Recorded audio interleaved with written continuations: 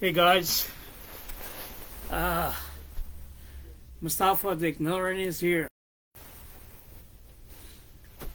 I just got in home, did some grocery. So to talk about something that I was doing last video about the surrendering thing. So this would be the last, I think, video about the surrender thing that I was talking about. Again, as usual, I didn't organize. I just been thinking few days that few things that I missed in my last monologue. So I thought to add up those thoughts. Can you hold on a sec? I'll be back.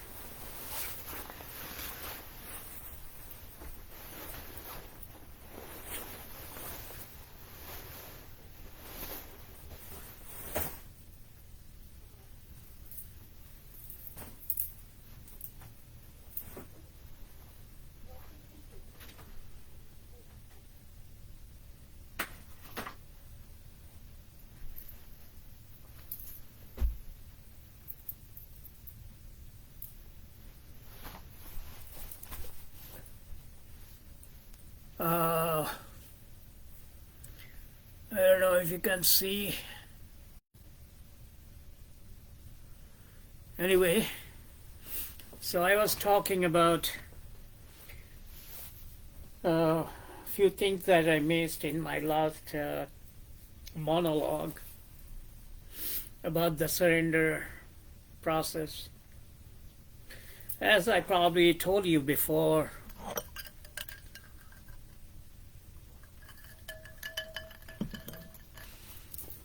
that my thought process have many influences, like many personalities in the history, and it all messed up, I'll say, mixed together. It started as a Stoic from Epictetus, of course, before Plato and Aristotle. Then Jesus, then Muhammad. Jesus is Muhammad from religious point of view. But theological point of view, Saint Augustine, and I'll say more Stoic point of view, pessimistic Stoic, Epictetus, also Epicurus, Marcus Aurelius, many, and until recent few, all the philosophers that we had, until Sartre or Derrida, Martin Heidegger, Nietzsche, Schopenhauer, a few of among many. So all these personalities from philosophy, theology, and religious point of view, they all have influence on my thinking. So if you want to categorize or box me in a frame, it probably will gonna be hard, but always you'll find something not matching with the way you are thinking. So that's the way I am. So one hand I'm a pessimist Stoic, another hand I'm Muslim. As a surrender point of view, I'm in process of surrendering the way I am. So my I-ness is in process of surrendering process. And at the end, I'm also Gnostic because I don't worship anything. So all this mixed together. So what I was trying to that I'm in process of surrendering my I amness, that I also call ego, especially those 7 vices that I was talking. Surrendering process, and also be stoic as a process. You always, in the process, you never can really achieve your goal. Even if you do sometimes, but you fall back. So fall back will take again to restart your process. So it's more like a process. Being Muslim, you never can be complete Muslim because you never able to completely surrender your I-ness, and you also never can be complete Gnostic, because in terms of worship you always have some kind of desire to be, so worshiping always there, and also be stoic. It's more like a process to becoming. So you never really end until you die. When you die, everything ends.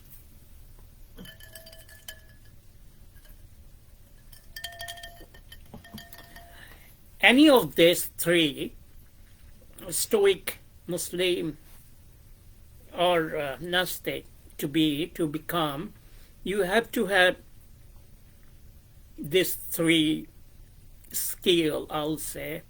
It's more like your attitude has to have this kinds of attitude, otherwise you will never be in the process of to become whatever you call yourself as a Gnostic or Muslim or Stoic. I think Jesus was influenced by Stoic. That's why a lot of people say Jesus influenced by Buddhism, because Buddhism and Buddhism and Stoic in the ancient Greece has a lot of similarities. And Muhammad definitely was influenced by Jesus, because his first wife literally was Catholic nun in those times, and he definitely had a big influence of Jesus. He is the person who thought Jesus is a human being, not as a god. So he took the idea of as a person and implement practice in his life. So same in my way, looking at them as a person in the personality, I'll say, not as a person, because that is all I have the information in the history, whether right and wrong, true or false. So where I was, so so these are the 3 skills you have to learn in your life before you becoming Stoic or Muslim or Gnostic. These are the 3 things. First, you have to learn how to love. Probably the word love is not the correct word, because love always has many baggage with it. Compassionate probably is more the right word. It's more about to understand yourself and others, understand your own desire, own emotions, and others. So that I call love, is ability to understand. Second, you have to have the ability to accept things as it is. You have to have this. It is a skill to accept things. outside of you in your environment, and also accept yourself the way you are. So that's the second one. And the third one, you have to have the ability to forgive. Forgiving things you do and forgiving others that others do. And if you don't have these three qualities, you will never be able to become Muslim and not Nastic, not a Stoic. And these are three are sometimes pretty difficult skill to attain, because sometimes it's really difficult to understand someone, or even myself sometimes. And accepting things happens. Accepting is not always very easy, you know. Accepting things, what happens in your life. Sometimes it's not easy to it's not an easy skill to attain. And forgiving, I mean, it's easy to say all these three things, but it's really hard to do in practice. Unless you really have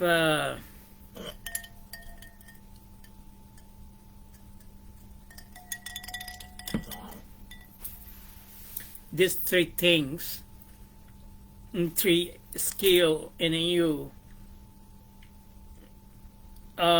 you will never be able to surrender the way you are. You will never be able to initiate your surrendering process. I call myself Muslim because of this reason. Most of the Muslim, they're more ritualistic. They are worshipper. In my eyes, they are not Muslim. Because they're, monkey, if you teach monkey to pray 5 times a day, he probably can do. Or a parrot probably can memorize the whole Quran if you give enough effort to do that. But it doesn't make them Muslim. Parrot never can be Muslim, or monkey never can be Muslim, even if they do the same thing. So in my eyes, those things really not really make you anything. It may help you some way, but it's not something can make you to surrender the way you are. For me, in order to attain these three skills, love, to accept, and forgive, you have to give yourself a time alone.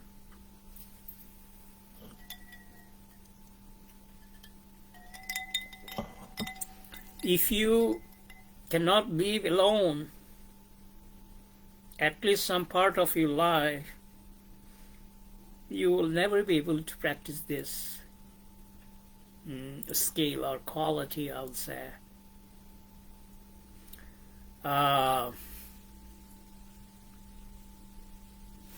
For me, that's why it is important to go solitude or retreat once a while in your life.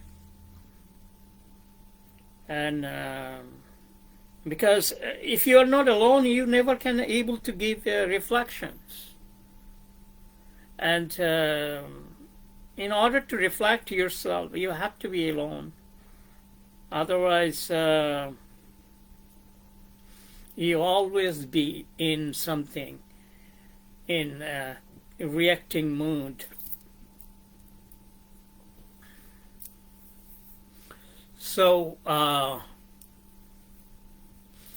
my point of today to talk about is, if you really want to surrender yourself, your I-amness, your ego, you have to attain all these three skills. Skill how to love others, skill of to accept things, accepting, and a skill of forgiving. All my life I struggle all these three, and I still can see other people in my family, like my own son is probably struggling with these three. And I hope someday he hears me here. This is the monologue I'm living. Actually, one of the reasons I'm living for him, so that someday he can come and listen to me what his dad was talking about. It's more like my monologue journaling or monologue talking to him, and try to make him understand that what the way we make a mistake in our life, to look at our life. One of the book I was reading is very common. Probably you already have read. It's a very common book I've been reading for many years. It's Viktor Frankl, Search for Meaning. So I read that book time to time, once a while, just to remind a few things in that book.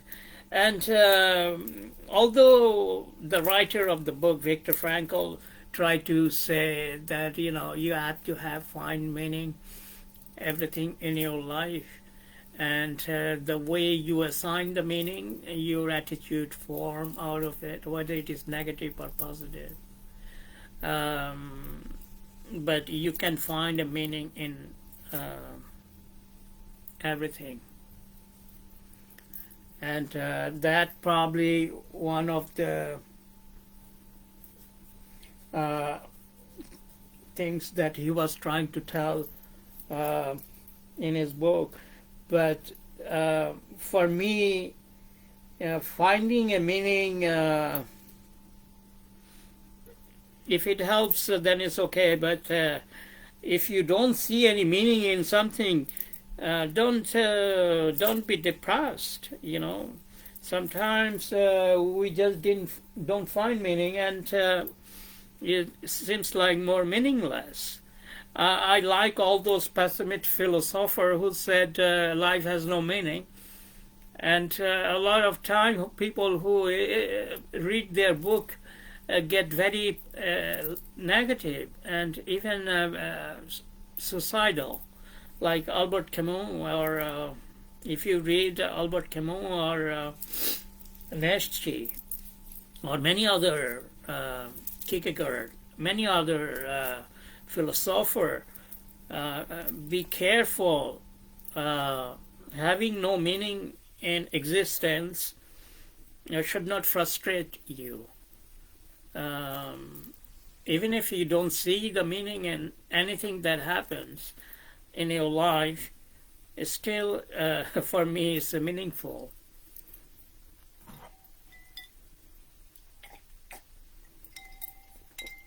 Your life is a book for yourself. That is the way I look at my life. Is book for me, and everything that have happened, I look at as a gift, and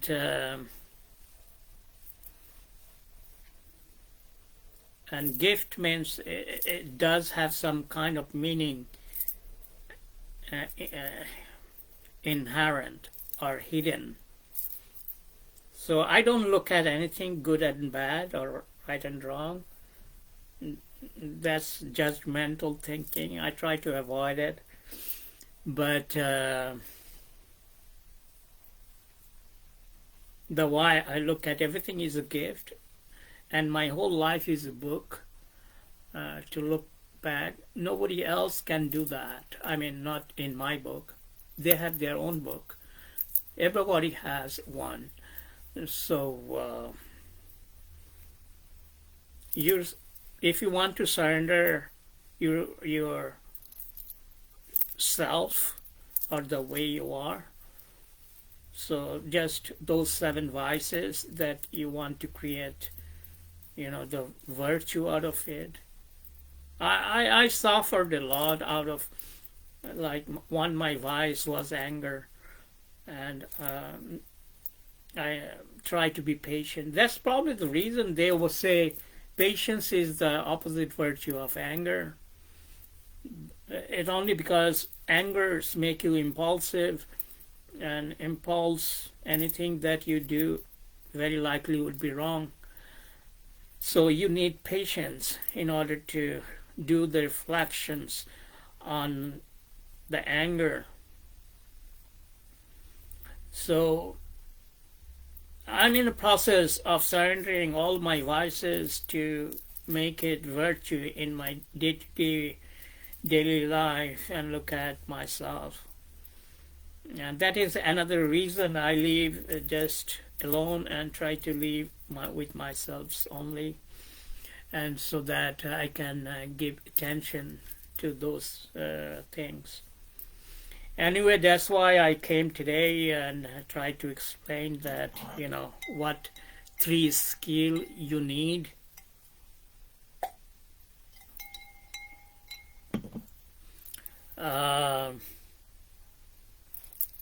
Those 3 skills: to love, to accept, and to forgive. If you have those 3 skills, then you start surrendering your 7 vices to transform to virtue, 7 virtues. And you probably will never ever will be able to finish and to reach the end, but 80%, 90% of it you probably can go and can be there. So that's all I'm saying, and hopefully this is my last talking about the surrender thing and why it is so important in our life.